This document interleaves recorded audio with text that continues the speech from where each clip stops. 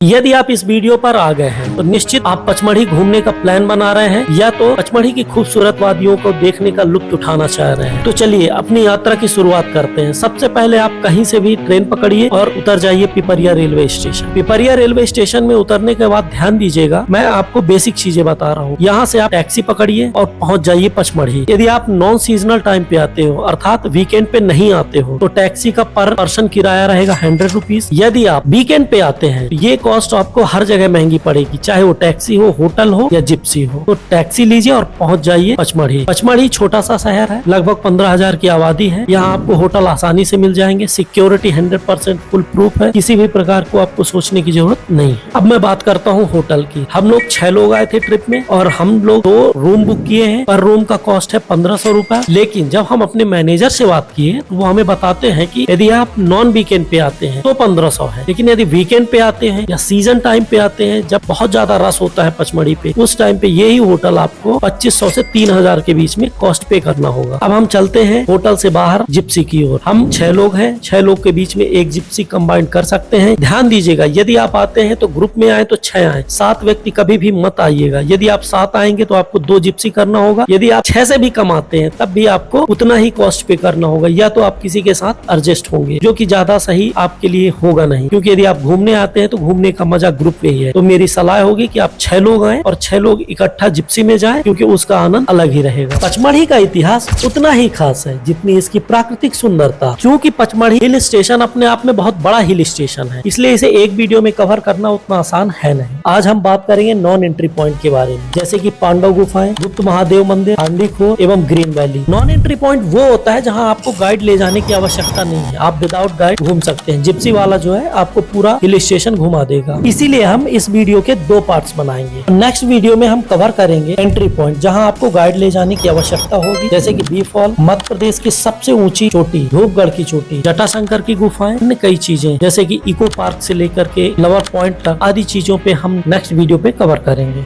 तो आज हम लोग अपने मित्रों के साथ आए हैं कहाँ? पचमढ़ी, तो जो कि प्रकृति की सबसे सुंदर दुनिया है। तो ये है हमारे गाइड, ये हमें जिप्सी से भी ले जाएंगे। और आप बताओ हमको कि यहाँ मतलब जैसे हम स्टार्टिंग पे आए हैं, यहाँ घूमने के लिए हमें किस किस पॉइंट के थ्रू जाना होगा? तो आज जो आपको जाना होगा, नॉन एंट्री पॉइंट में जाओगे तो आपको जाना होगा पहले पांडव गुफा से जो चालू होता है वो लास्ट में होता है राजनगिरी। तो पहला आपका पांडव गुफा होगा जिसमें बोला जाता है नॉन एंट्री पॉइंट।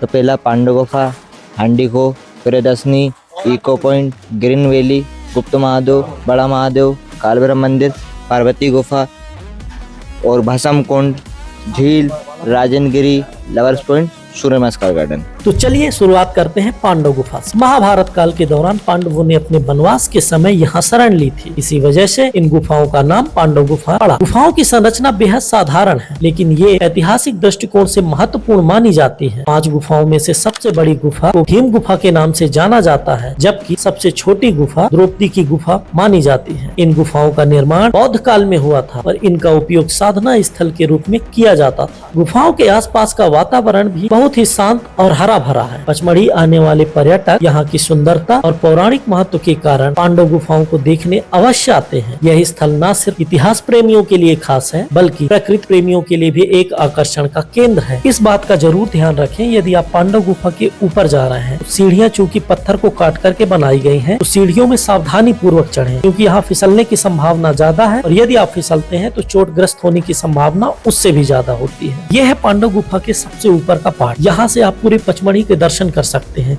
और देख सकते हैं कि प्रकृति कितनी सुंदर यहाँ से दिखाई देती है। तो चलिए अब चलते हैं हांडी खो की ओर। हांडी खो का नाम हांडी इसलिए पड़ा क्योंकि इसकी संरचना हांडी अर्थात घड़े के आकार की लगती है। मान्यता है कि प्राचीन समय में इस जगह पर एक बड़ा झरना हुआ करता था, लेकिन समय के साथ इस झरने का जल प्रवाह कम हो गया और अब इसकी जगह एक बड़ी खाई बन गई है। इसके अलावा इस खो से जुड़ी एक दिलचस्प पौराणिक कथा भी है। कहा जाता है कि यहाँ पर भगवान शिव के एक विशाल नाग ने निवास किया था और जब एक साधु ने उसकी शक्ति को नष्ट करने के लिए यज्ञ किया तो नाग ने क्रोधित होकर अपनी जान दे दी। नाग की मृत्यु के बाद इस स्थान पर एक गहरी खाई बन गई। हांडी खो के चारों ओर के दृश्य बेहद खूबसूरत और शांतिपूर्ण होते हैं और यह जगह ट्रैकिंग और एडवेंचर के शौकीनियों के लिए भी बेहद खास मानी जाती है। यहाँ से सतपुड़ा की पहाड़ियों का दृश्य और घने जंगलों का नजारा वाकई अद्भुत है, जो पर्यटकों को प्रकृति के करीब लाता है। पचमढ़ी घूमने आए पर्यटक हांडी खो जरूर देखने आते हैं, क्योंकि यह जगह प्राकृतिक सुंदरता और रहस्यमयी कहानियों के लिए बेहतरीन मिश्रण है। हमारा अगला स्थान भगवान शिव के भक्तों के लिए बेहद खास है। कहा जाता है कि गुप्त महादेव का संबंध भगवान शिव से जुड़ी कई प्राचीन कथाओं से है। मान्यता है कि भगवान शिव ने यहाँ अपने भक्तों को दर्शन दिए थे और इस स्थान को अपनी गुप्त तपस्या के लिए चुना था, इसलिए इसे गुप्त महादेव कहा जाता है। यहाँ के स्थानीय लोग और श्रद्धालु मानते हैं कि गुफा में ध्यान और पूजा करने से विशेष आध्यात्मिक ऊर्जा मिलती है। गुप्त महादेव गुफा एक पहाड़ी के अंदर बनी हुई है। यहाँ तक पहुँचने के लिए आपको सकरी गुफा से होकर गुजरना पड़ता है, जो लगभग 40 फीट लंबी और काफी सकरी है। एक बार में केवल 8 से 10 लोग ही गुफा के अंदर प्रवेश कर सकते हैं। गुफा के अंदर भगवान शिव का शिवलिंग स्थापित है और दर्शन करने के लिए भक्तों को इस सकरी जगह से होकर जाना पड़ता है। अंदर का वातावरण बहुत ही शांत और दिव्यता से भरपूर है। गुफा के अंदर जाते समय आप एक बात का ध्यान जरूर रखिए, जब आप अंदर जाएं तो जब तक अंदर गए हुए व्यक्ति बाहर ना आ जाएं, तब तक आप अंदर प्रवेश मत करिए, क्योंकि गुफा इतनी सकरी है कि एक बार में सिर्फ एक ही व्यक्ति जा सकता है और आ सकता है, 2 व्यक्ति एक साथ नहीं जा सकते। तो जब इतनी सकरी गुफा है तो गुफा के अंदर यदि ज्यादा लोग जाते हैं तो आपको सफोकेशन का सामना करना पड़ सकता है, जो कि हमें देखने को हमारे समय पे मिला था। इसलिए मेरी सलाह है, जब तक अंदर गए हुए व्यक्ति बाहर ना आए, प्लीज आप अंदर मत जाइए।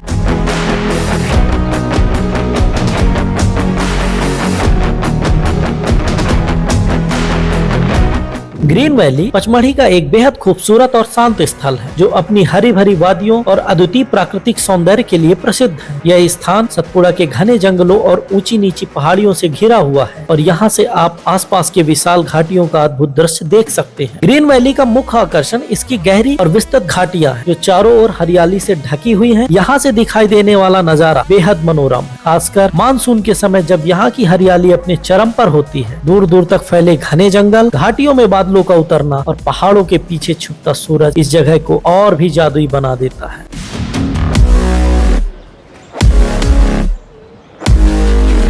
ग्रीन वैली न केवल प्राकृतिक सुंदरता की दृष्टि से महत्वपूर्ण है, बल्कि औषधियों का एक प्रमुख केंद्र है। यहाँ पर 1000 से ज्यादा की संख्या में अलग अलग प्रकार की औषधियाँ पाई जाती हैं। साथ ही अगर आप भाग्यशाली हैं तो यहाँ आपको बारहसिंगा, सांवर, तेंदुआ और कभी कभी टाइगर जैसे जानवरों की झलक देखने को मिल सकती है। पक्षी प्रेमियों के लिए यह जगह किसी स्वर्ग से कम नहीं है, क्योंकि यहाँ कई तरह की पक्षियों की प्रजातियाँ पाई जाती है।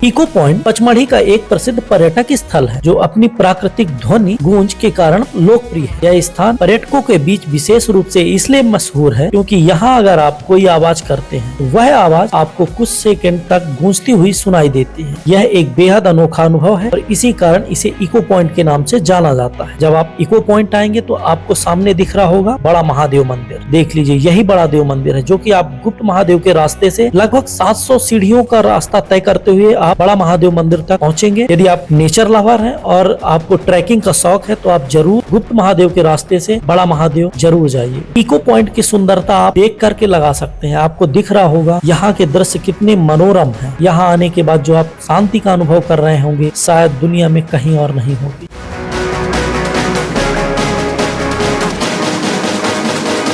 जैसा कि मैं आपको बताया था कि पचमढ़ी हिल स्टेशन इतना बड़ा है, इसे एक वीडियो में कवर करना इतना आसान है नहीं। इसलिए नेक्स्ट वीडियो में धूपगढ़, बी फॉल, जटाशंकर तथा अन्य छोटे पॉइंट जो इस वीडियो में हम कवर नहीं कर पाए हैं, हम नेक्स्ट वीडियो में कवर करने की कोशिश करेंगे। तब तक यदि वीडियो अच्छा लगा हो, वीडियो को लाइक करें, चैनल को सब्सक्राइब करें और बेल आइकॉन जरूर दबा दें। जल, जंगल, जमीन, इनका रखे ध्यान। प्रकृति का संरक्षण हमारी पहचान। धन्यवाद।